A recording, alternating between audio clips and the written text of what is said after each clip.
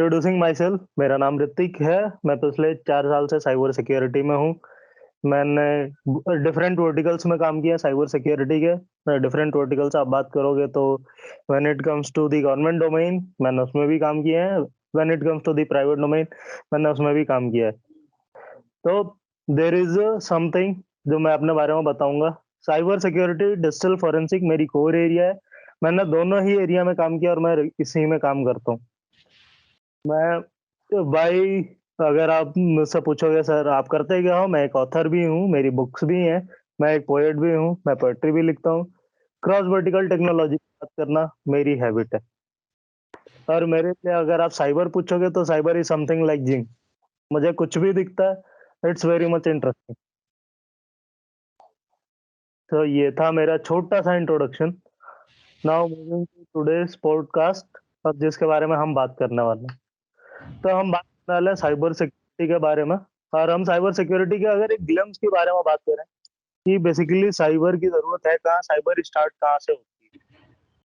तो अगर day to day life में आप साइबर देखोगे, आपकी इंफॉर्मेशन जो होती है उसकी प्रोटेक्शन से लेके आपको एक स्कैम से बचाने के लिए, आप जो ऑनलाइन ट्रांजेक्शन्स करते हो उनसे, उनको बचाने के लिए, सिक्योर करने के लिए, आपकी जो आईओटी डिवाइसेज है घर में, जैसे आप स्मार्ट टीवी यूज करते हो, आप स्मार्ट वॉशिंग मशीन यूज करते हो, आप स्मार्ट फ्रिज यूज करते हो, इन सबको एक पर्टिकुलर अटैकर से बचाने के लिए, या फिर ये कह सकते हैं कि जो मैलिशियस एक्टर्स होते हैं ऑन द इंटरनेट, उनसे बचाने के लिए जिस चीज का हम यूज करते हैं हमारे डे टू डे लाइफ में, उसे हम साइबर सिक्योरिटी का नाम देते हैं। अब अगर आप मुझे पूछोगे cyber security is what exactly, तो cyber security means anything which is being secured over the internet, यानी कुछ कोई भी ऐसी चीज जिसको आप बचा रहे हो एक मैलिशियस एक्टर या फिर किसी ऐसे व्यक्ति के हाथ में जाने से, जिसके हाथ में जाने से हो सकता हो कि आपकी मुसीबतें बढ़ जाए, हो सकता हो कि आपको बंदा परेशान करने लगे, या फिर हो सकता हो कि आपकी निजी जानकारियां जो किसी के हाथ नहीं लगनी चाहिए थी वो किसी के हाथ लग जाए। तो ये है हमारी साइबर सिक्योरिटी, और ये है हमारी साइबर सिक्योरिटी का हमारे दिन प्रतिदिन का यूसेज, जो हमारे रोज की रेगुलर एक्टिविटीज में इन्वॉल्व रहती है। अब आप बात करोगे मेरे से पर्सनल इंफॉर्मेशन प्रोटेक्शन के लिए, तो personal information protection in the sense, जैसे आपका आधार कार्ड होता है, आपका पैन कार्ड होता है, इनको प्रोटेक्ट करने के लिए गवर्नमेंट जो भी सिक्योरिटी डिवाइसेस या सर्विसेज यूज करती है उसको हम साइबर सिक्योरिटी का एक पार्ट कहते हैं। उसके अलावा जो भी आप ऑनलाइन ट्रांजेक्शन्स करते हो, जैसे आप नेट बैंकिंग करते हो, आप यूपीआई ट्रांजेक्शन्स करते हो, आप टैप एंड पे का ट्रांजेक्शन करते हो, तो ये जो पूरा ट्रांजेक्शन हो रहा है और आपका जो ट्रांजेक्शन एक एंड पॉइंट से दूसरे एंड पॉइंट पे हो रहा है, यानी एक जगह से दूसरे जगह पे हो रहा है, वो सिक्योर वे में कोई तीसरा बीच में घुस के आपके उस ट्रांजेक्शन को हाईजैक नहीं कर पा रहा। उसका एक ही वन एंड ओनली रीजन है कि cyber security is playing a crucial role. Cyber security वहां पे एक महत्वपूर्ण जिम्मेदारी निभा रही है, आप ये कह सकते हो। इसके अलावा हम बात करते हैं आईओटी डिवाइसेस के बारे में। आप कहोगे आईओटी डिवाइसेस से क्या ही हो सकता है। मैं कहता हूँ आप रात को सो रहे हो, आपके घर में एक स्मार्ट एसी है जो आप ऐप से कंट्रोल करते हो।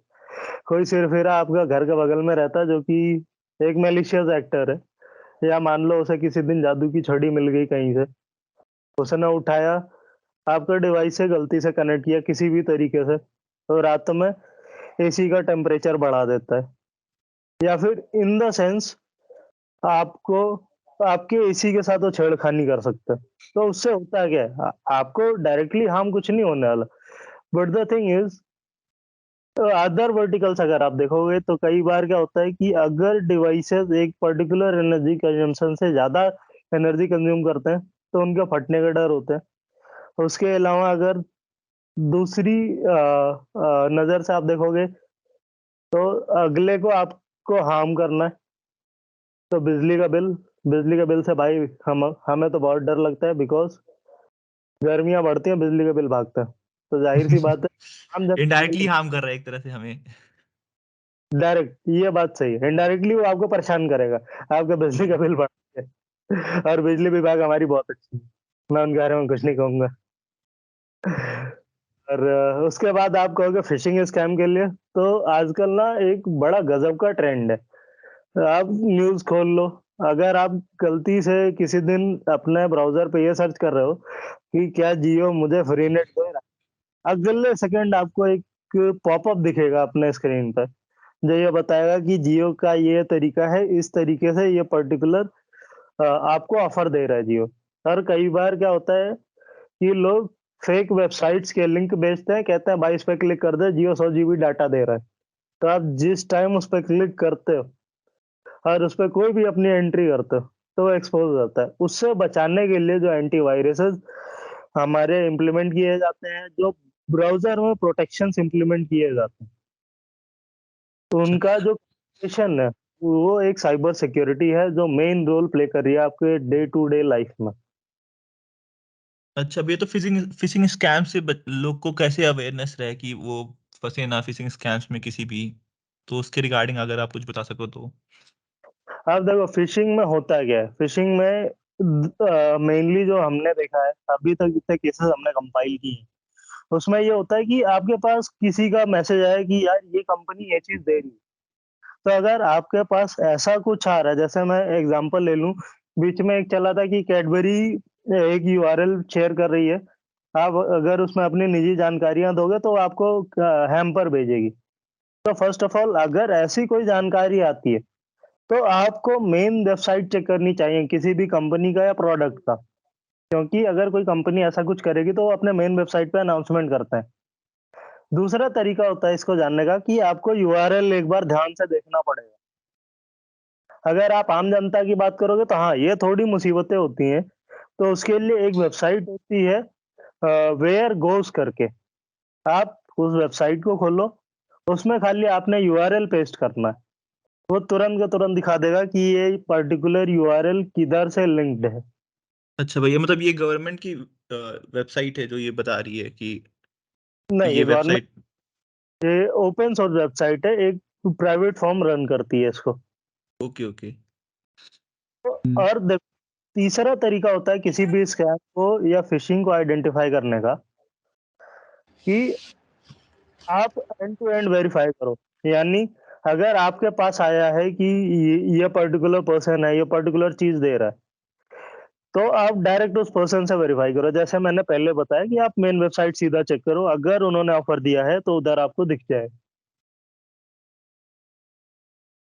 अच्छा भैया, तो फिर आगे मतलब हम लोग क्या कंटिन्यू करते हैं फिर टॉपिक? भैया इसमें एक पॉइंट है सिक्योरिंग ऑनलाइन ट्रांजैक्शंस। तो जैसे कि हम ट्रांजैक्शंस करते हैं यूपीआई के थ्रू, तो उसमें हम सिक्योर कैसे कर सकते हैं? लाइक प्रोसेस तो वही रहता है कि हम लोग एक पर्सन दूसरे पर्सन को मनी सेंड कर रहा है या किसी को पे कर रहा है, तो हम लोग उस चीज को सिक्योर कैसे कर सकते हैं कि हमारे ट्रांजैक्शन करते वक्त कोई फ्रॉड ना हो? ओके। अब इसके लिए 2 तरीके हैं। देखो, जब भी आप कोई ट्रांज़ैक्शन करते हो, अगर आप किसी को पैसे भेज रहे हो, ये अच्छा पॉइंट है और ये चीज़ स्कैम के अंदर भी आती है। अभी रिसेंटली आपने देखा होगा कि ट्रांज़ैक्शन स्कैम्स चल रहा है। अब ये जो मैंने लिखा है स्कोरिंग ऑनलाइन ट्रांज़ैक्शन, इसमें 2 पॉइंट्स हैं। पहला पॉइंट कि आप जो अपने पास से दूसरे को पैसा भेज रहे हो, उसके उस ट्रांज़ैक्शन के बीच में कोई आके आपका पैसा ना ले जाए। हम उसको हैकिंग के टर्म में man in the middle attack कहते हैं कि कोई आएगा, आपके नेटवर्क में घुसेगा, आप जैसे ही ट्रांज़ैक्शन करोगे, वो कुछ पैरामीटर्स चेंज करके आपकी ट्रांज़ैक्शन जिस बंदे को जानी थी उधर से ना जाके अपने पास मँगा लेगा। तो उस केस में हम क्या करते हैं, हमें कभी भी ओपन वाईफ़ाई या पब्लिक वाईफ़ाई से कनेक्ट नहीं करना चाहिए अपने डिवाइस को बचने के लिए। अब बात करते हैं दूसरे क्वेश्चन पे, जो था कि हमारे को सेफ ट्रांज़ैक्शन कैसे करना चाहिए। तो जब भी आप किसी को पैसे भेजते हो या पैसे आपको किसी से लेने होते हैं, अब इसमें स्कैम के 2 मॉडस ऑपरेंडी होते हैं। पहला, आपको कॉल आएगा कि ये आप यूपीआई स्कैन करो, आपको पैसे मिलेंगे। तो सबसे पहली बात आपको हमेशा ध्यान में रखना है कि यूपीआई स्कैन करने से हम पैसे भेजते हैं, ना कि हम पैसे लेते हैं। सेकंड बात होती है कि आप जब भी ट्रांज़ैक्शन कर रहे हो, तो कई बार क्या होता है कि आपको एंड यूज़र वेरीफ़ाई करना चाहिए कि आप जिस बंदे को पैसे भेज रहे हो, वो वही बंदा है जिसको आप जानते हो, जो आपसे पैसा माँग रहा है, या कोई और बंदा है जो कि फेक आइडेंटिटी बना के किसी और के नाम पे आपसे पैसे माँग रहा है। यस भैया, गॉट इट। तो I think day to day clear है हमें कि डे टू डे लाइफ में साइबर सिक्योरिटी कैसे रोल प्ले कर रही है। हाँ भैया क्लियर है।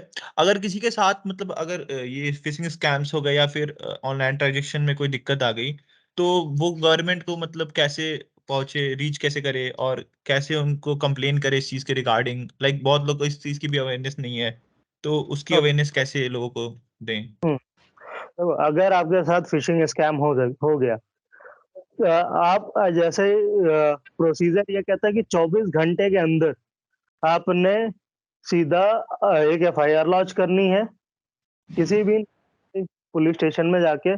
सेकंड, आपको बैंक से बात करनी है, आपको रोल बैक के लिए रिक्वेस्ट करना पड़ेगा, ये ट्रांजैक्शन मैंने गलती से कर दिया, ये फ्रॉडुलेंट ट्रांजैक्शन है। इस केस में क्या होता है कि बैंक क्वेश्चन ये था कि जैसे आपने बोला ना कि ऐप डाउनलोड करते हैं, टिक टिक लगा के हटा देते हैं, तो इंस्ट्रक्शन तो इतने ढेर सारे होते हैं, तो कोई भी नॉर्मली नहीं पढ़ना चाहेगा उतने बड़े इंस्ट्रक्शंस, तो उसके रिगार्डिंग क्या करे? अच्छा, अब इसमें ना ये बड़ी इंटरेस्टिंग स्टोरी है। जब भी आप ऐप इंस्टॉल करते हो तो सबसे पहले आपको क्या देखना चाहिए? ऐप का यूज क्या है आपका?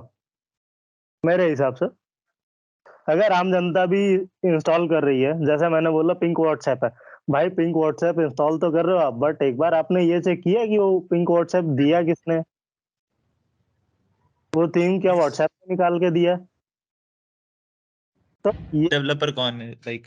हाँ। और दूसरी चीज जो आपने इंस्ट्रक्शंस की बोली, तो देखो इंस्ट्रक्शंस में कई बार ऐसा होता है ना कि मैं नाम कुछ और लिखूंगा, आप बटन कुछ और दबाओगे, परमिशन कुछ और जाएगी, बंदे के पास एक्सेस कुछ और जाएगा। तो आपको कोई भी ऐप इंस्टॉल करने से पहले आप पॉलिसी नहीं पढ़ना चाहते, मैं मानता हूँ कि वो बहुत लंबी कहानी होती है, बट आप एक बार रिव्यू तो पढ़ सकते हो। आप एक बार इतना तो चेक कर सकते हो कि ये ऐप लेजिट है या नहीं। और लेजिट चेक करने का बहुत सिंपल सा तरीका है। अगर आप कोई कम्युनिकेशन ऐप इंस्टॉल कर रहे हो, तो जो भी वेंडर होगा या जो भी आपका लेनदार है या जो भी कंपनी है, उसकी साइट पे वो ऐप लिस्टेड होगा, राइट? तो ये एक तरीका होता है।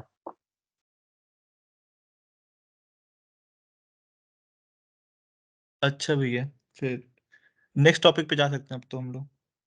हम्म।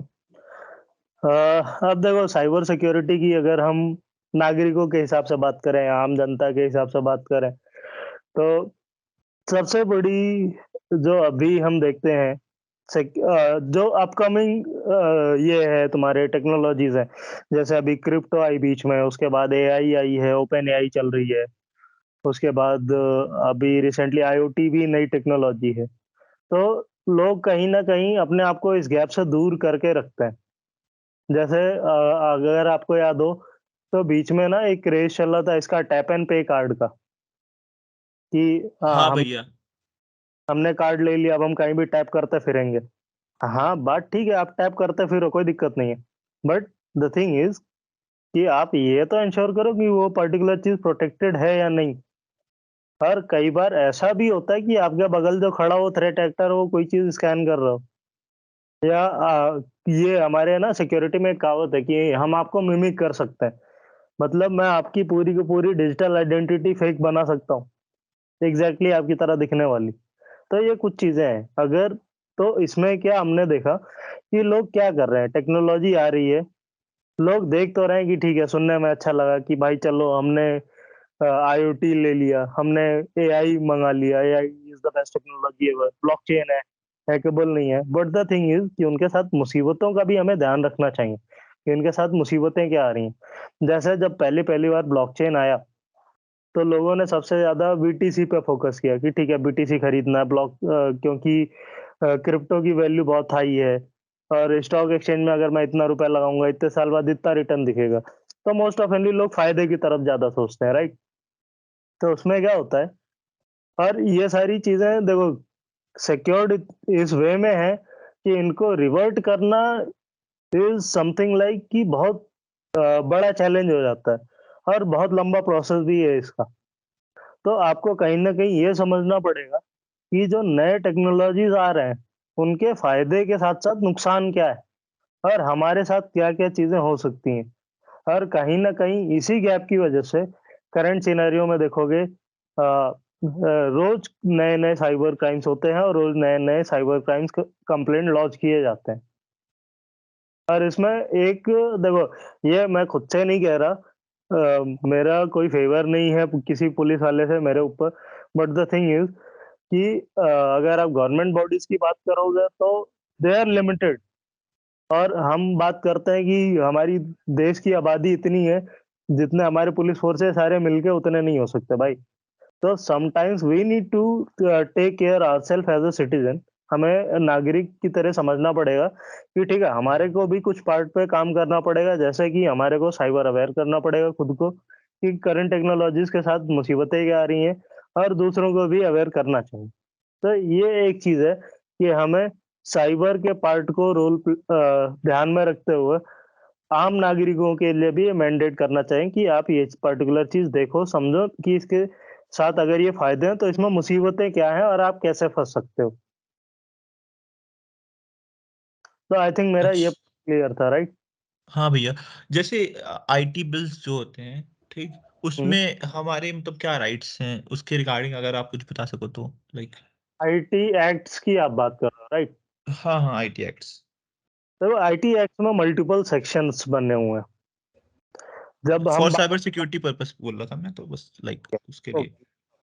हाँ देखो, साइबर सिक्योरिटी के पर्पज से अगर आप देखोगे आईटी एक्ट में तो जैसा बात करूं तो हमारे पास एक एक्ट है आइडेंटिटी फ्रॉड का है, और उसके अलावा एक एक्ट है आपका कंप्यूटर हैकिंग के ऊपर एक्ट है। आप मेलिशियस सॉफ्टवेयर यूज कर रहे हो उसके ऊपर भी एक एक्ट बना हुआ है। आप जो बड़ी होशियारी में सॉफ्टवेयर क्रैक करते हो और आपको लगता है कि आप बच के छुप के किसी कोने में बैठे हो, तो उसके ऊपर भी इंडियन गवर्नमेंट ने एक एक्ट बना के रखा है। और टू बी वेरी फ्रैंक, अगर आपको ये लगता है कि साइबर सेल आपको उठा नहीं सकती, तो ये जान लो कि अगर पुलिस अपने ऊपर आती है तो आपको किधर से भी उठा सकती है। तो दीज आर द थिंग्स। अब आप आईटी एक्ट की बात करोगे तो आईटी एक्ट में मोस्ट प्रोबेबली आते हैं 67 बी आती है आपकी, और सो फर्दर ऐसी कुछ सीरीज है। अच्छा पर भैया। अगर आप हम्म। बात करोगे ना, तो एलिये में स्वदेश मेन जो पूरा गेम प्ले होता है ना इन्वेस्टिगेशन का, वो 96 सीआरपीसी नोटिस के अंदर होता है। अच्छा, थोड़ा इसके बारे में अगर आप और बता सको तो। देखो 96 सीआरपीसी नोटिस, ये मतलब लॉ एनफोर्समेंट के लिए, जो हमारे पुलिस वाले हैं इनके लिए है। इसमें क्या होता है कि जब भी हम कोई भी एफआईआर लॉन्च करते हैं, तो सपोज अगर मान लो कि एक केस है जिसमें किसी के साथ कोई खो गया है, हम उसे ढूंढने की कोशिश कर रहे हैं, तो 96 सीआरपीसी के थ्रू जो भी लॉ एनफोर्समेंट का बंदा है वो क्या करता है, जो भी कंपनी का उसका फोन होगा, जिस भी कंपनी का वो नंबर कंटेन कर रहा होगा, उसके अंडर वो एक रिक्वेस्ट फॉरवर्ड करते हैं कंपनी को कि जी हमारे को इस पर्टिकुलर सेल फोन की ये पर्टिकुलर डिटेल चाहिए मंगाने के लिए। तो ये पूरी चीजें होती हैं। अब इसमें मल्टीपल चीजें आती हैं यार, जैसे देखो, अब इन्वेस्टिगेशन की बात करोगे कि cyber security as a insight for law enforcement की बात अगर हम करें, तो उसमें मल्टीपल चीज आती है, जैसे सीडीआर आती है, एसडीआर आती है, आईपीडीआर आती है। अब देखो, सबसे बड़ा क्वेश्चन जो मेरे पास आता है ना हर बार, अगर मैं किसी से भी बात करता हूँ, जैसे रिसेंटली मैं बात कर रहा था, एक बंदा फेमस हुआ है, तने तने करके, आई थिंक कुछ नाम है बंदे का। तो he was talking something about cyber security. तो साइबर सिक्योरिटी बहुत बड़ी डोमेन है, आप इमेजिन नहीं कर सकते ये इतना बड़ा आर्किटेक्चर। साइबर सिक्योरिटी का मतलब खाली दो चीज नहीं होती कि आप सिस्टम्स किसी के हैक कर रहे हो, आप किसी को डिफेंस प्रोवाइड करा रहे हो। साइबर सिक्योरिटी में इतने वर्टिकल्स हैं कि आप आइडिया भी नहीं लगा सकते। अगर मैं अगला स्लाइड दिखाऊं तो आप डर जाओगे शायद एक बार को। ये पूरी साइबर सिक्योरिटी है, इतने दूर में फैली हुई है। साइबर सिक्योरिटी में अगर आप बात करोगे, फ्रेमवर्क्स आते हैं, फ्रेमवर्क में बंदे काम करते हैं। थ्रेट इंटेल के लिए अलग बंदे होते हैं, ट्रेनिंग के लिए अलग बंदे होते हैं। सिक्योरिटी ऑपरेशंस में मल्टीपल चीज होती है, जैसे वीएपीटी होती है, हम ब्रीच नोटिफिकेशन पे काम करते हैं, हम फॉरेंसिक इन्वेस्टिगेशन भी करते हैं, हम डिफेंसेस को एक्टिवेट करते हैं, हम डिटेक्ट करते हैं, हम डीआर प्रोसेस फॉलो करते हैं। ये कंपनीज में होता है बेसिकली। फिर अगर आप आ जाते हो गवर्नेंस पार्ट में, तो ये रूल और रेगुलेशन बनाने के लिए होती है कि किसी भी इंडस्ट्री को मुझे कैसे मैनेज करना है, या किसी भी पर्टिकुलर थर्ड पार्टी अथॉरिटी को मुझे कैसे मैनेज करना है। जैसे हम बात करते हैं फ्रॉड्स की, तो फ्रॉड्स की इन्वेस्टिगेशन जो होती है, उसके जो आईपीसीज बने हुए हैं, जो धाराएं बनी हुई हैं, वो पूरी गवर्नेंस का एक पार्ट है। उसके अलावा आप बात करोगे, रिस्क असेसमेंट आता है। रिस्क असेसमेंट में जैसे हम कहते हैं कि बंदे पेंटेशन टेस्टिंग करते हैं किसी भी पर्टिकुलर वेबसाइट पे या किसी भी पर्टिकुलर नेटवर्क पे कंपनी के, तो उसमें मल्टीपल चीजें होती हैं। जैसे रेड टीम है, ब्लू टीम है, करंटली पर्पल टीम भी आ गई है, ग्रे टीम भी है। अब ये अलग अलग वर्टिकल्स हैं जिसमें साइबर सिक्योरिटी डोमेन लाई करता है। तो cyber security as a industrial point of view अगर आप देखोगे, तो ये बहुत बड़ी वर्टिकल है, और यहाँ पे काम करने के लिए बहुत सारी चीजें हैं।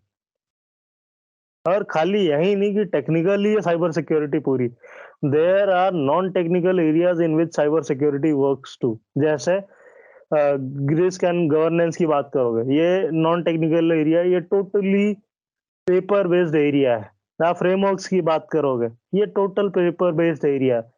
आप आईएसओ की बात करोगे, आप कंप्लायंसेस की बात करोगे, ये टोटल पेपर बेस्ड एरियाज है। तो साइबर सिक्योरिटी में दो तरीके के लोग होते हैं, नॉन टेक्निकल प्लस टेक्निकल।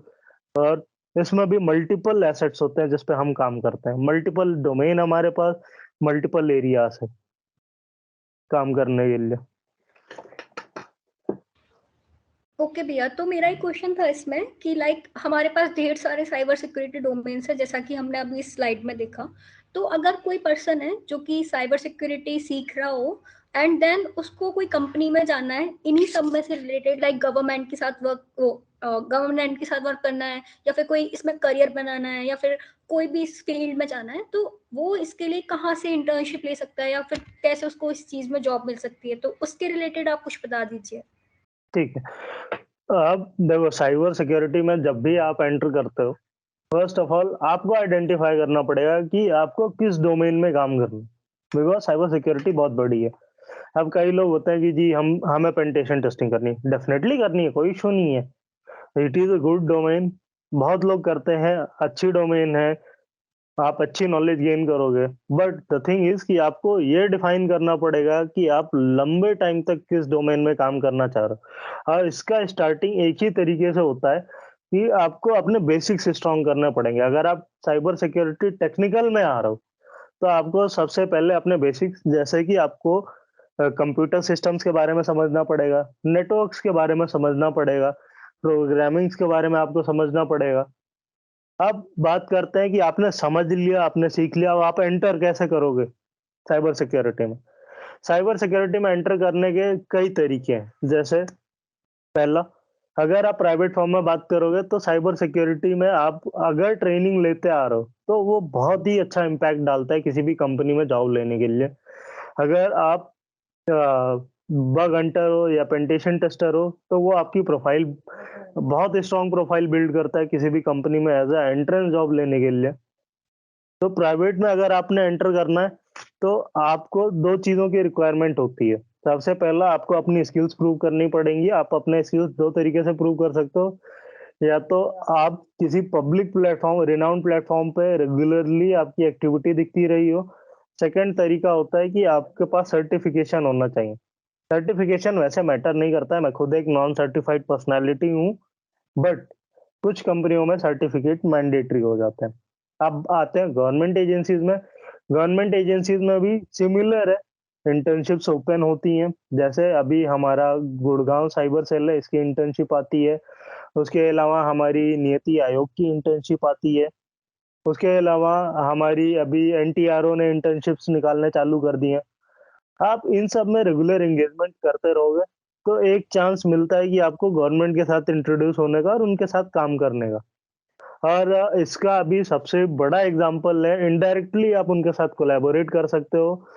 ये है केरला साइबर डोम, जो कि केरला पुलिस का ही अपना है प्लेटफॉर्म। आप वहां पे जाके अप्लाई कर सकते हो। ओके भैया, मतलब बेसिकली हमें एक्टिव रहना पड़ेगा इन सारे प्लेटफॉर्म्स पे जहाँ पे ये इंटर्नशिप या जॉब्स के बारे में आता रहता है, तो वही है, मतलब एक्टिव रहना पड़ेगा हमको वेबसाइट्स पे इनकी। अब देखो इसमें ना साइबर सिक्योरिटी में एक कहावत है, हमारे यहाँ कहते हैं, कहावत ये है कि जब आप साइबर सिक्योरिटी बात करते हो ना, तो आपको अपनी कान और अपनी आंखें 24 घंटे खुले रखने पड़ेंगे।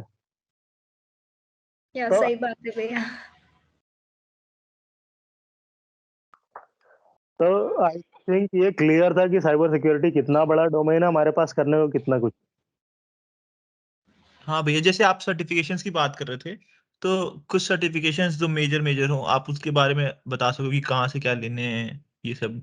देखो पहली चीज, अगर मुझसे पूछोगे, मैं नॉन सर्टिफाइड बंदा हूँ मैं ओपनली कहूंगा कहीं से भी उठा के पढ़ लो, नॉलेज गेन करने की जरूरत। पर अगर आप सर्टिफिकेशन के लिए जा रहे हो, तो मेरी रिकमेंडेशन है कि आप CEH मास्टर्स कर लो।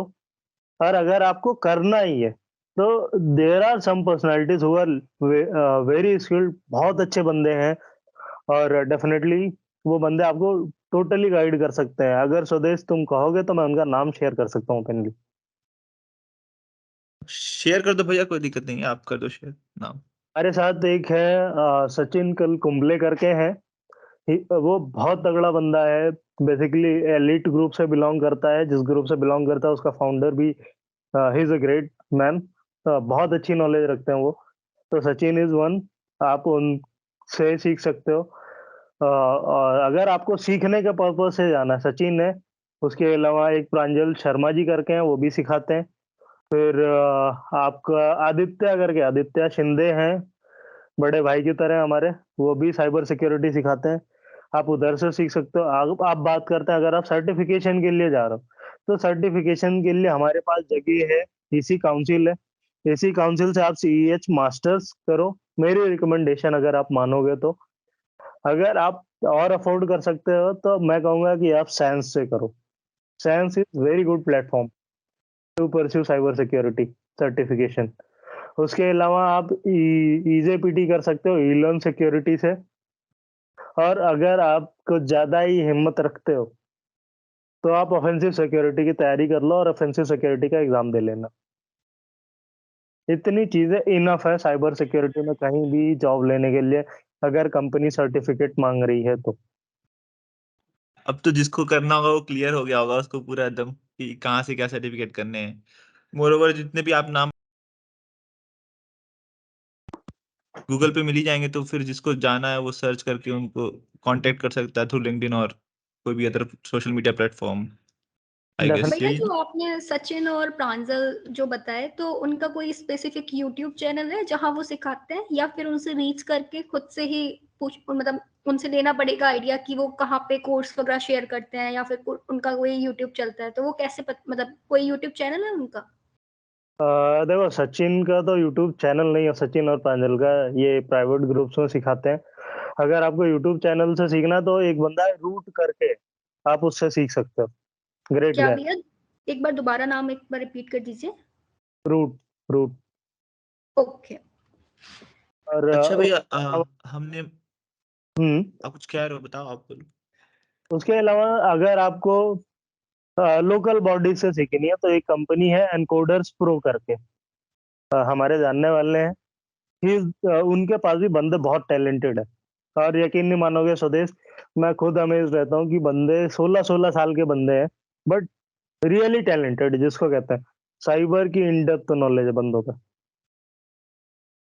हाँ, जो पैशनेट है वो मतलब शुरू से ही शुरू कर देता है, जानने लगता है उसके बारे में, अवेयरनेस हो जाती है उसे, तो फिर नॉलेज भी हो जाती है अच्छी खासी। हम्म, डेफिनेटली। स्वदेश कुछ पूछ रहे थे आप, मैंने बीच में इंटरप्ट किया, सॉरी। नहीं नहीं, सॉरी वाली बात नहीं है। मैं ये पूछ रहा था कि लाइक जैसे हमने डिस्कस कर लिया कि ये डिफरेंट डिफरेंट रिसोर्स, मतलब हम लोग प्लेटफॉर्म्स पे जा सकते हैं, काम कर सकते हैं। उसके लिए जैसे आपने बोला कि हमारा ये टॉपिक है, कंप्यूटर बेसिक्स हो गया, सिस्टम बेसिक्स हो गया, नेटवर्किंग हो गया, ये सब चीज़ें, मतलब वो बच्चा जब शुरुआत कर रहा है तो वो कहाँ से सीखे इन सब चीज़ों को? लाइक रिसोर्सेज़ क्या होने चाहिए आपके अकॉर्डिंग? लाइक आपने कहाँ से किया था? अपनी पर्सनल स्टोरी भी बता दोगे तो बच्चे ज़्यादा अच्छे से रिलेट कर सकेंगे। ठीक है, देखो मेरी पर्सनल स्टोरी बड़ी इंटरेस्टिंग है। मुझे जब साइबर में एंटर करना था, फर्स्ट ऑफ ऑल मैंने कंप्यूटर के बेसिक्स से चालू किया कि कंप्यूटर काम कैसे कर रहा है, कंप्यूटर में चीजें क्या है। और मेरी सबसे पहली स्वदेश, मैं ये बताऊं ना तो हंसोगे। कॉलेज के फर्स्ट ईयर तक मैं एक ही चीज सोचता था, यार ये वेबसाइट ऑनलाइन इंटरनेट पे चलती कैसे, लोग बनाते कैसे, इंटरनेट कनेक्टिविटी कैसे होती। तो सबसे पहले मैंने जो स्टार्ट किया, मैंने कंप्यूटर के बारे में समझा कि कंप्यूटर बिहेव कैसे कर रहा है, काम कैसे कर रहा है। उसके बाद मैंने नेटवर्क समझा कि ठीक है, नेटवर्क कैसे काम करता है, कैसे नेटवर्क बनाया जाता है, कैसे चीजें शेयर हो रही हैं आपस में। और इसके लिए आपके पास रिसोर्सेज गूगल पे सारे पड़े हैं। अगर आपको फ्री में पढ़ना है, अगर आप बुक से पढ़ सकते हो, मेरी रिकमेंडेशन एक आती है, पीडीएफ ड्राइव करके एक साइट है, आपको हर बुक उधर फ्री में मिल जाएगी, आप डाउनलोड करके पढ़ सकते हो। तो मैंने नेटवर्क पढ़ी, नेटवर्क के बाद मैंने डेवलपमेंट पढ़ी कि डेवलपमेंट बंदे करते क्या है और डेवलपर्स बनाते कैसे हैं चीजों को। उसको समझने के बाद फिर मैं शिफ्ट हुआ सिक्योरिटी में। अच्छा ठीक है, अब बताओ मुझे कि सिक्योरिटी में हम ढूंढते क्या है, कि एग्जैक्ट गैप किधर है। तो ये मेरा पूरा रोड मैप था कि मैंने पहले सीखा कि चीजें बनाते कैसे हैं, फिर मैंने सीखा चीजें तोड़ते कैसे। बट कई लोगों के लिए लंबा प्रोसेस है, तो मेरा मानना ये है कि आप बेसिक समझ लो कि काम कैसे हो रहा है, फिर आप डिस्ट्रक्शन में घुसो। अच्छा भैया। सो लाइक जैसे कुछ लोग चाहते हैं कि इसमें स्टार्टअप भी खोलें अपना, अपार्ट फ्रॉम जो ट्रेडिशनल फील्ड्स हैं। तो अगर किसी को अपना स्टार्टअप खोलना है, साइबर सिक्योरिटी फर्म्स खोलने हैं, लाइक प्राइवेट फर्म्स होते हैं ना, तो वो कैसे मतलब उसके लिए कैसे शुरू कर सकता है कोई? और जैसे गवर्नमेंट के साथ कोलैबोरेशंस करने हो तो वो गवर्नमेंट को कैसे अप्रोच कर सकता है? ये सब भी अगर आप बता सको तो। देखो, अगर आप साइबर में स्टार्टअप कर रहे हो, इट्स वेरी मच ग्रेट, बहुत ही अच्छा है, बूमिंग मार्केट है। अब आप बात करोगे प्राइवेट एजेंसीज में, देखो प्राइवेट में बहुत सारी चीजें हैं साइबर में करने को। जैसे अभी टेक टेक पे हम बात कर रहे हैं, जो है हमारा जीरो ट्रस्ट करके एक फ्रेमवर्क है, हम उस पर बात करते हैं। तो आप ऐसे कुछ साइबर के प्रोडक्ट्स बना के मार्केट में सेल आउट करके कर सकते हो, पहला तरीका है। सेकंड तरीका है कि आप ट्रेनिंग दे सकते हो। ट्रेनिंग कॉमन हो गई है, हर कोई देता है। तो आई थिंक अगर आप उधर नहीं जाना चाहते, अगर आपको गवर्नमेंट के साथ डायरेक्ट कोलैब करना है, तो गवर्नमेंट टेंडर्स निकालते हैं। जैसे अब अलग अलग डिपार्टमेंट के टेंडर निकलते हैं, जैसे आप बात करोगे सीबीआई का टेंडर निकलता है, उसके अलावा लोकल साइबर सेल्स का टेंडर निकलता है, और इनकम टैक्स तक का टेंडर निकलता है, सेबी का टेंडर निकलता है। आप टेंडर में अप्लाई करके अपने आप को गवर्नमेंट के साथ वर्क करा सकते हो। उसके अलावा अगर आपको इनडायरेक्टली वर्क करना है, तो फर्स्ट ऑफ ऑल मेरा मानना है कि पहला अप्रोच ये होना चाहिए कि आपको गवर्नमेंट बॉडीज में इन्वॉल्व हो, फिर धीरे धीरे करके आप अपने सर्विसेज को गवर्नमेंट को इंट्रोड्यूस करो। तो ये एक तरीका है पूरा। अच्छा भैया, जैसे आजकल लोग कहने लगे कि प्राइवेसी द मिथ, सुना होगा आपने भी इस चीज के रिगार्डिंग।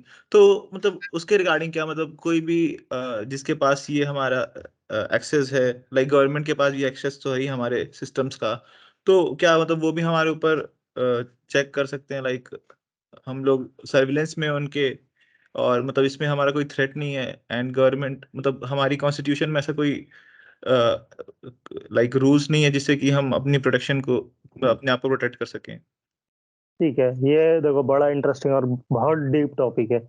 अब आप बात करते हो प्राइवेसी की, ये मैं मानता हूँ प्राइवेसी एक मिथ है, क्योंकि आपके सारे डाटा पहले से ही इंटरनेट पे अवेलेबल है।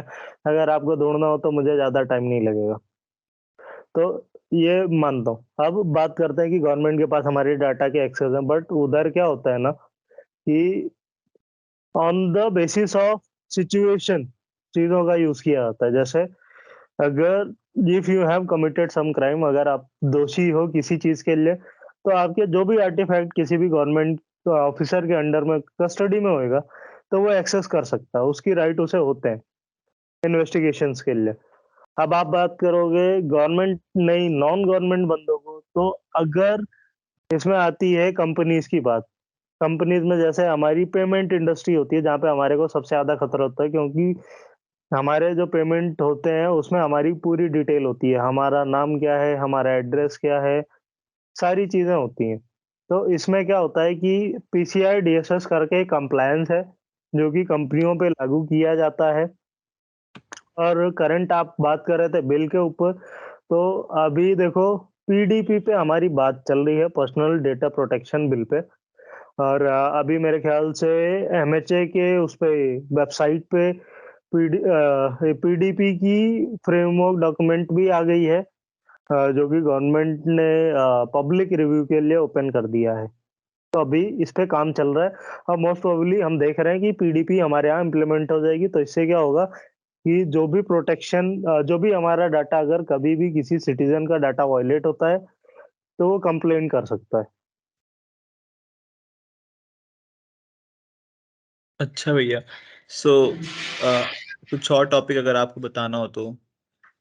देखो एक भैया मेरा क्वेश्चन था यहाँ पे कि लाइक जैसे जो भी इलीगल हैकर्स होते हैं, मतलब जो हैक करते हैं, तो उनकी साइकोलॉजी क्या रहती है कि वो साइबर क्राइम्स होती क्यों है, लाइक मतलब वो क्यों करना चाहते हैं कोई भी वेबसाइट को हैक? उससे डाटा तो मिलेगा उनको, बट और क्या क्या उनका जो साइकोलॉजी रहती है, सोचते क्या है मतलब वो लोग? देखो किसी भी साइट, कोई भी हैकिंग के पीछे दो चीजें होती हैं। पहला होता है फाइनेंशियल नीड, दूसरा होता है मजबूरी। अब मजबूरी में बात करोगे तो मैं ये नहीं कह रहा कि बंदा किसी वजह से मजबूर है, उस वे में मत लेना। मजबूरी यानी इन द सेंस, अब जैसे क्या होता है ना, सेकंड थिंग इज रिवेंज, कि ठीक है उसको रिजेक्शन मिलती जा रही, मिलती जा रही, मिलती जा रही, तो बंदा भर जाता है कि ठीक है मेरे को रिवेंज लेना। अब रिवेंज लेने के लिए वो मैलिशियस एक्टिविटी करना चालू करता है। जैसे अगर आपने ये सुना होगा, रिसेंटली क्या कहते हैं इसको, इंस्टाग्राम हैक होने चालू हुए थे, राइट?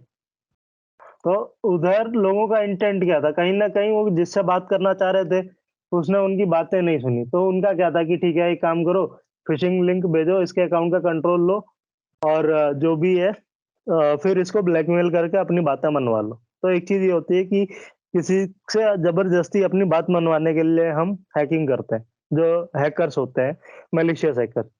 दूसरी चीज होती है कि फाइनेंशियल नीड्स, जैसे अगर किसी हैकर को फाइनेंस की जरूरत है तो वो आपके पीछे पड़ता है, फिर वो ट्राई करता है कि आपके जेब से पैसे उसे कैसे निकालने हैं। फिर वो लूप होल ढूंढना चालू करेगा और आपके डाटा को निकाल के आपको धमकाएगा कि जी आपका ये डाटा हमारे हाथ में, अगर आप इतने पैसे नहीं दोगे हम लीक कर देंगे। और करंट सिनेरियो में कुछ ऐसा ही है, जो मैंने अभी एक दो इन्वेस्टिगेशंस में देखा है कि कंपनीज को ऐसे थ्रेट्स दिए जा रहे हैं। अभी मेरे पास रिसेंटली एक कॉल था किसी कंपनी से, मैं नाम नहीं बताऊंगा उनका। रात में मेरे पास कॉल आया कि सर हमारे को हैकर थ्रेट दे रहा है कि हमारे पास आपके सिस्टम के, आपके सिस्टम्स के इंटरनल डाटा का एक्सेस है, और अगर मैं आरबीआई को कंप्लेन करूंगा 300 करोड़ आपको फाइन मार देगी। उससे बढ़िया एक काम करो, आप मेरे को इतना रुपए दे दो, हम दोनों सेटल कर लेंगे आपस में। तो ये दो इंटेंट होता है किसी भी हैकर का, किसी भी चीज को हैक करने के लिए। ओके भैया, गॉट इट। सो आप कंटिन्यू कर सकते हैं अभी स्लाइड से। अब देखो इंडस्ट्री में बात करोगे, इंडस्ट्री में अब दो तरीके की साइबर सिक्योरिटी आ चुकी है। पहले ट्रेडिशनल था, तो हम क्या करते थे, जैसे उबर की अभी हम बात कर रहे थे, तो पहले अगर उबर पुरानी होती, जैसे 20 साल पुरानी, 25 साल पुरानी उबर है, तो उसमें क्या करते थे ये कि ठीक है जी हमने फायरवॉल लगा दिया, ठीक है, अब हमने वैप इम्प्लीमेंट कर दिया। तो मतलब पहले क्या था कि हम ये देखते थे कि ठीक है जी हमें खाली किसी तरह बचाना है, हमें ये नहीं था कि हमारे को ये पता नहीं चल रहा था कि अटैक इधर हुआ है, कैसे हुआ है, और हमारे यहाँ कहाँ पे गैप है, जिससे कि हम उस गैप को कवर करके उस अटैक से बच जाए। पर अब जो मॉडर्न साइबर सिक्योरिटी आने लगी है, जो एआई और एमएल बेस्ड टूल्स आ रहे हैं, उसमें क्या है, हमने प्रोएक्टिव मैकेनिज्म दे दिया। तो वो क्या करता है, वो सिक्योरिटी गैप्स को चेक करता है और वो ढूंढता है फिर कि ठीक है ऐसा कोई सिक्योरिटी इंसिडेंट पास्ट में या अभी किसी के साथ हुआ है क्या। फिर वो वहां से उठा के आपको मिटिगेट करने के लिए इंस्ट्रक्शन देता है कि जी आपके पास ये पर्टिकुलर चीजें ओपन है, ये गैप है, आप ये क्लोज कर लो, वरना आपको कोई आएगा हैकर उड़ा के जाएगा, फिर आरबीआई आपसे फाइन वसूलेगी। तो ये दो चीज होगी इस समय साइबर सिक्योरिटी में। इस पे कोई क्वेश्चन, स्वदेश? कुछ क्वेश्चन तो नहीं, विशाखा तुम्हें कोई क्वेश्चन है तो पूछ लो।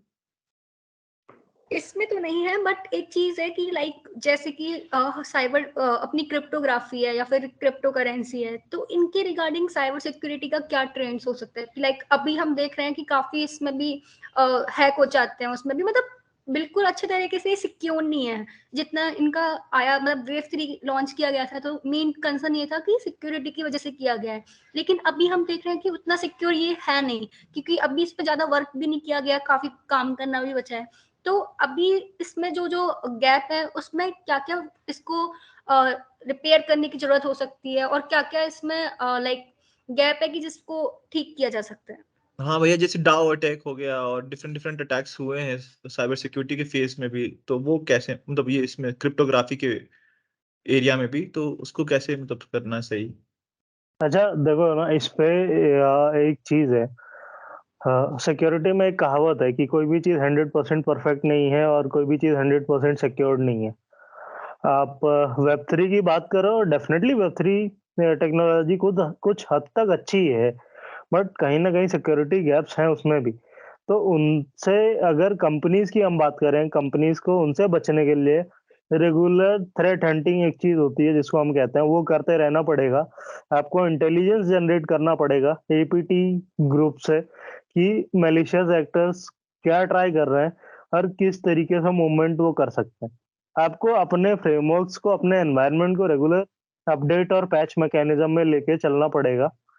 तो ये एक चीज हम कर सकते हैं, जो भी गैप्स हैं उनको कवर करने के लिए वेब3 में। अच्छा भैया, एक क्वेश्चन था, लाइक आपका इतना साल से एक्सपीरियंस है, लाइक 4 साल 4 साल से आपका एक्सपीरियंस इस फील्ड में आपने बोला, तो आपको क्या चैलेंजेस फेस करने पड़े? लाइक आप ऐसा फ्रेशमैन ज्वाइन किए होगे, तो उसके बाद आपको क्या चैलेंजेस फेस करने पड़े जो आप चाहते हो कि मतलब जो आपके जूनियर्स आए उनको चैलेंजेस ना फेस करने पड़े, वो अवेयर हो उस चीज से पहले से ही? ठीक है, देखो साइबर सिक्योरिटी में मेजर चैलेंज मैं एक ही कहूंगा। लैब, हाँ, जब भी हम बिगिनर होते हैं हम लैब्स में खेलते हैं, बट रियल लाइफ सिनेरियो बहुत अलग होती है। कंपनी एनवायरनमेंट बहुत, जब भी हम इंडस्ट्री में बात करते हैं बहुत अलग होता है। तो अपने आप को आपको प्रिपेयर रखना पड़ेगा रियल वर्ल्ड सिनेरियो के साथ। सेकेंड चीज चैलेंज होती है इधर सस्टेनेबिलिटी। लोग क्या करते हैं कि ठीक है हम ट्राई कर रहे हैं, ट्राई कर रहे हैं, ट्राई कर रहे हैं, नहीं हो रहा है तो वो क्विट करने की ट्राई करते हैं कि ठीक हम छोड़ देते हैं यार, नहीं हो रहा हमसे। तो वो एक चीज लोगों को डिमोटिवेशन की तरफ नहीं जाना है। अपने आप को हमेशा आपको मोटिवेट करते रहना है। रेगुलर अपडेट्स के साथ खुद को अपडेट करो, प्रोएक्टिव रखो खुद को। और परसिस्टेंस सबसे की पॉइंट होती है साइबर सिक्योरिटी में, जो कि सबसे बड़ा चैलेंज मेरे लिए भी था एक टाइम पे। और जब भी आप साइबर सिक्योरिटी एंटर करते हो, तो देखो ये एक चीज मैं बोलूंगा, इस टॉपिक पे कोई बात नहीं करता।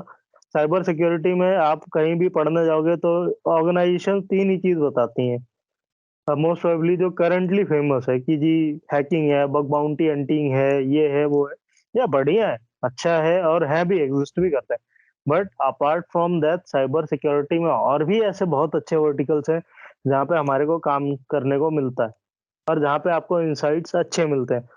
तो अगर आपको कभी ऐसा लगता है कि साइबर सिक्योरिटी में आप डल हो रहे हो, you are getting demotivated as a fresher, तो ऐसी डिमोटिवेट होने की जरूरत नहीं, क्योंकि फेलियर्स हर किसी के साथ होते हैं और उसे फेस करने का एक ही तरीका है, मेरा मानो, कुछ दिन के लिए लैपटॉप शट डाउन कर देना और आत्मिक ध्यान करना। One of the best example मैं दूंगा अपना, मेरे अच्छा लिए भैया, सबसे चैलेंज रहा ये। हाँ मतलब सबके लिए अलग अलग चीज वर्क करता है, वो अपने आप खुद फिगर आउट करना रहेगा उनको, तो एक एग्जांपल है, इसको भी ट्राई कर सकते हैं वो लोग चाहे तो। अब बात करते हैं साइबर सिक्योरिटी में अगर मुझे पढ़ना है, जैसे अभी हम प्रीवियसली डिस्कस कर रहे थे कि मेरे को पैसे देने की जरूरत है या नहीं। तो अगर आप शौकीन हो तो डेफिनेटली आप खर्चे कर सकते हो। अगर आप थोड़े कंजूस हो मेरी तरह, तो गूगल इज बेस्ट। गूगल बाबा के पास हर सवाल का जवाब है। और करंटली एक और बाबा आ गए हैं जिनको हम चैट जीपीटी कहते यस चैट यस। जीपीटी के बारे में बता दो भैया आप थोड़ा, लाइक कुछ इन्फॉर्मेशन। यार देखो, मुझे भी ज्यादा आइडिया नहीं है, बट अभी रिसेंटली यूज कर रहा था चैट जीपीटी। तो मुझे दो चीजें पता चली। हम उससे बात कर सकते हैं, उससे कोई भी चीज हम पूछेंगे वो प्यार से बताएगी। जैसे रिसेंटली अभी एक्सपेरिमेंट करने के लिए मैंने चैट जीपीटी से बोला कि मेरे को एक स्क्रिप्ट लिख के दो, जिससे मुझे कुछ वेबसाइट स्क्रॉल करनी। तो उसने लिख के, और चैट जीपीटी अगर आप देखोगे तो एज अ लर्निंग रिसोर्स हम यूज कर सकते हैं वहाँ सीखने के लिए। आप सारे चीजें उधर फ्रीली अवेलेबल रहेंगे। और उसके अलावा करंटली चैट जीपीटी ग्रोइंग है। तो मैं ये कहूंगा कि वर्क सिनेरियो पे डिपेंड करता है यार, कि उसका यूज केस लोग क्या बनाते हैं। अब मेरे जैसा बंदा दो ही चीज के लिए यूज करता है। पहला, मैलिशियस कोड बनाने के लिए। दूसरा, इन्वेस्टिगेशंस के की पॉइंट को समझने के लिए, जो नई नई चीजें आ रही हैं उनके। भैया आगे अभी चैट ग्रोइंग जीपीटी की फेस ही है सिक्योरिटी उसका। के बारे में, लाइक चैट जीपीटी की सिक्योरिटी के बारे में क्या कहना चाहेंगे आप? लाइक मतलब कितना सिक्योर है? जो भी हम डेटा उस पर सर्च कर रहे हैं, लाइक गूगल है, गूगल पे हम लोग कुछ सर्च करते हैं तो उसके पास सारा डेटा रहता है अपना कि ये बंदे ने सर्च किया है, सर्च हिस्ट्री बन जाती है। तो उसकी सिक्योरिटी तो हम इतनी नहीं कहेंगे। और चैट जीपीटी के बारे में आपका क्या मानना है? देखो, कोई भी एआई एप्लीकेशन हो या एमएल एप्लीकेशन हो, at the end of the day आप जो भी डाटा उसको दे रहे हो वो कहीं ना कहीं तो स्टोर कर ही रहा है, राइट? हम्म। तो उसी के थ्रू ट्रेन हो रहा है। हाँ, उसी के थ्रू वो ट्रेन हो रहा है। तो देर इज अ कंसर्न कि मैं एग्जैक्टली कमेंट आउट नहीं कर सकता, बट हाँ, ये कंसर्न मेरा है कि अगर सम डे चैट जीपीटी की कोई एपीआई आउट होती है, तो देर इज सम इश्यूज। हो सकता है एपीआई में मिसकॉन्फ़िगरेशन हो, तो उससे यूजर्स के कुछ डाटा एक्सेसिबल हो जाए। So this is one of my concern. और आप वर्नेबिलिटीज की बात करोगे, अगर सिक्योरिटी इश्यूज की बात करोगे, तो रिसेंटली लोग चैट जीपीटी की लॉगिन साइट्स हैक करने, लॉगिन पेज हैक करने पे लगे हुए हैं। अभी हमारे एक बंदे ने करके दिया था, उसका नाम है विश्वजीत रे करके है, उसने पोस्ट किया था। तो दीज आर सम की पॉइंट्स चैट जीपीटी के सिक्योरिटी के ऊपर। ओके भैया, मतलब अभी शुरुआत है, इस पे भी हो सकता है अभी सिक्योरिटी इतनी नहीं है इसकी भी।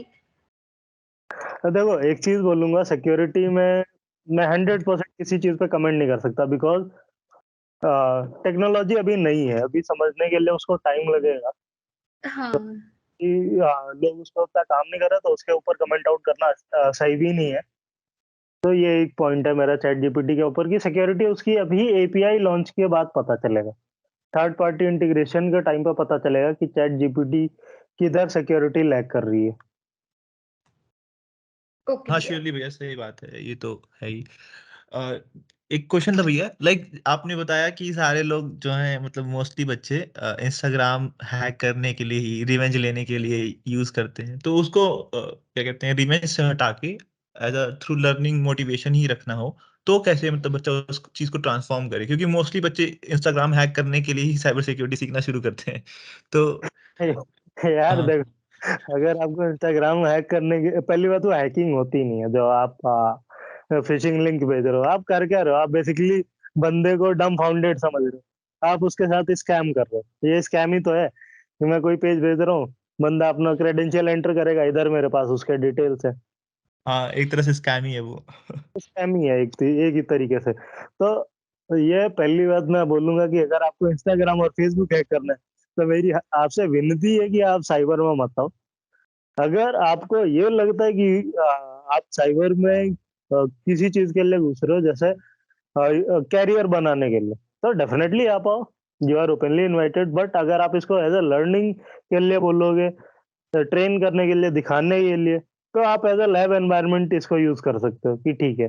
बट एक अभी हमारे एक सर हैं, काफी सीनियर है, मेरे से भी सीनियर है, उन्होंने एक स्टेटमेंट दिया था कुछ वक्त पहले कि cyber security is very much deadly, बहुत खतरनाक चीज है ये। अगर गलत हाथों में पड़ गई तो बहुत खतरा हो जाता है, अगर सही हाथों में है तो काफी चीजें बचाई भी जा सकती हैं। तो ये एक चीज है साइबर सिक्योरिटी के बारे में मैं पर्सनली कहूंगा।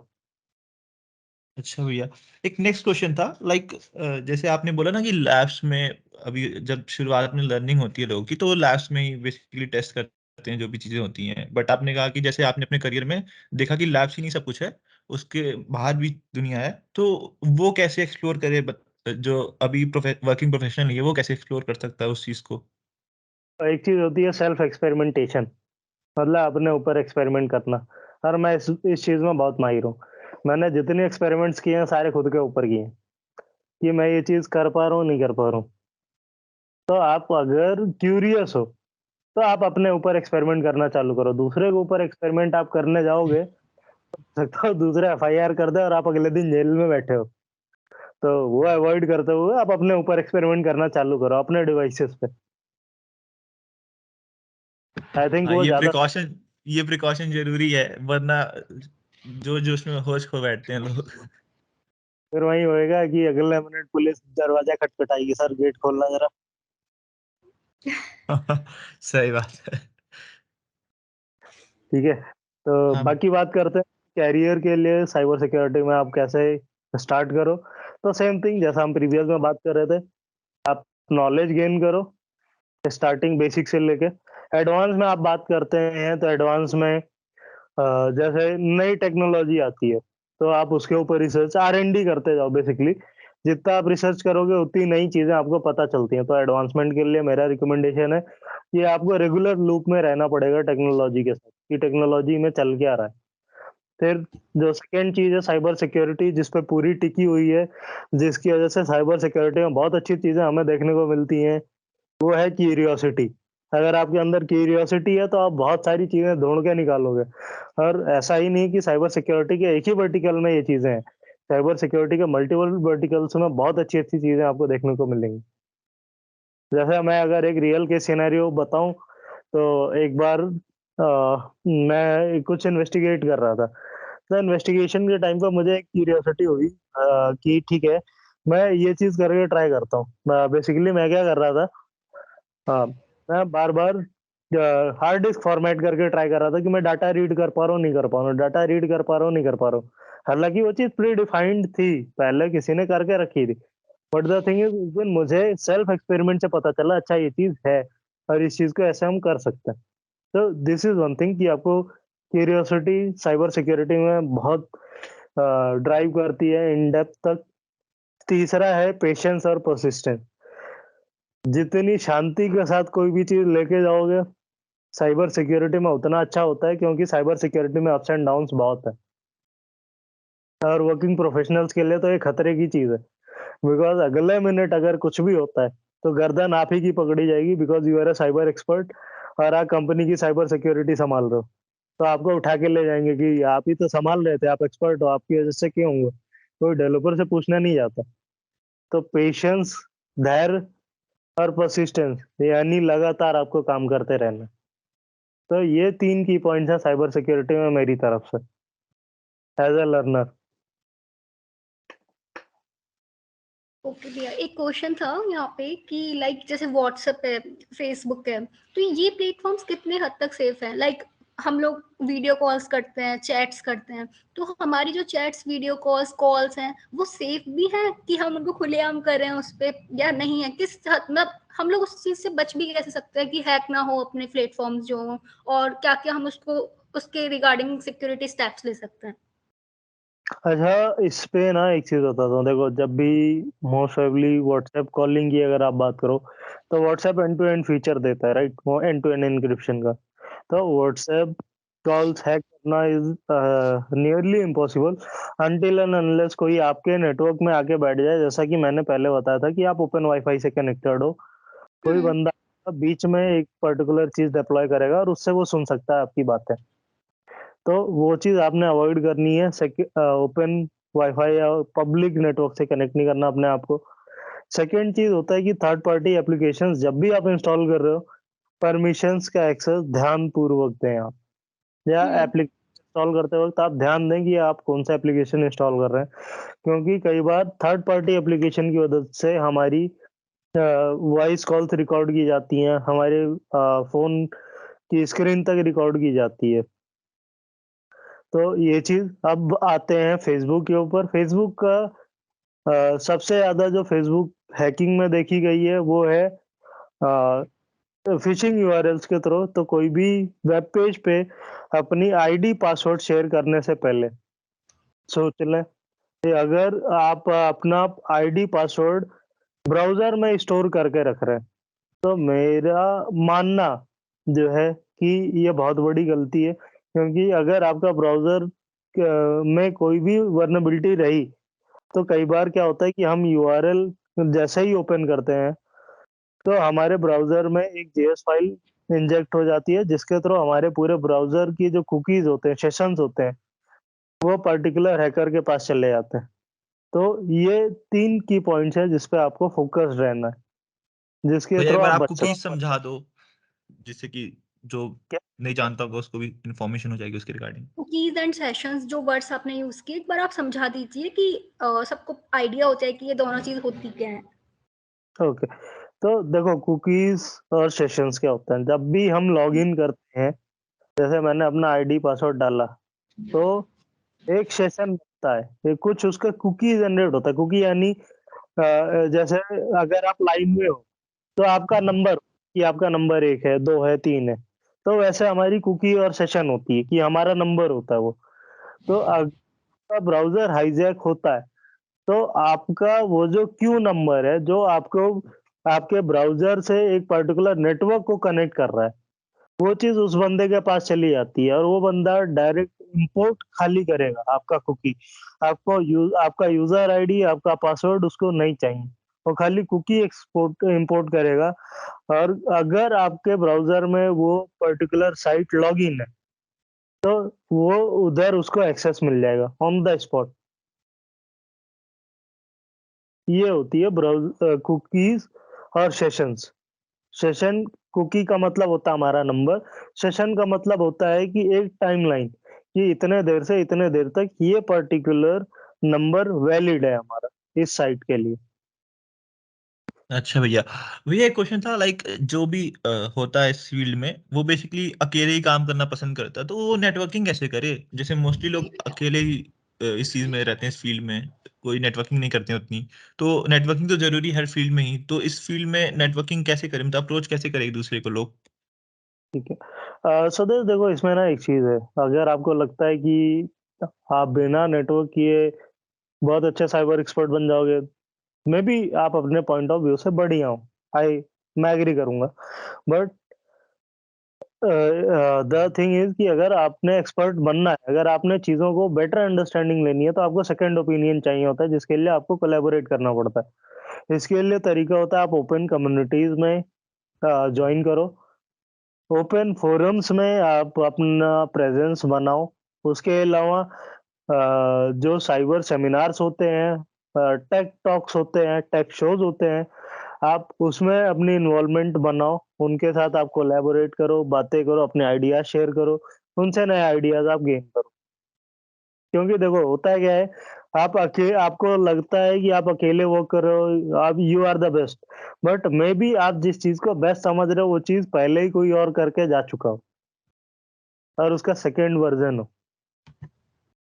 तो इसके लिए मैं रिकमेंड करूँगा कि आप हमेशा नेटवर्किंग में रहो, और नेटवर्क करने का एक ही तरीका है कि आपको कम्युनिटीज़ में इंटरैक्ट करना पड़ेगा। जैसे स्वदेश आपकी कम्युनिटी है, नॉलेज कैटलिस्ट, उसके थ्रू हाँ आप भैया। कर सकते हो, आप अवेयरनेस, मतलब आप अपने आप को अवेयर कर सकते हो लोगों के साथ जोड़ के कि नया क्या चल रहा है और मैं कहाँ पे लैग कर रहा हूँ। सही बात है एकदम भैया, नेटवर्किंग तो जरूरी है लाइक हर फील्ड में ही। हुँ। बाकी मैं लास्ट अपना टॉक एंड करते हुए थैंक करूँगा नॉलेज कैटलिस्ट की पूरी टीम को, खास करके स्वदेश और विशाखा को। थैंक यू फॉर इनवाइटिंग, और थैंक यू मुझे भैया। इंटरैक्ट करके काफ़ी अच्छा लगा। थैंक यू भैया, आप आए, आपने एक्सेप्ट किया ऑफर आने का, सबको अवेयरनेस क्रिएट की।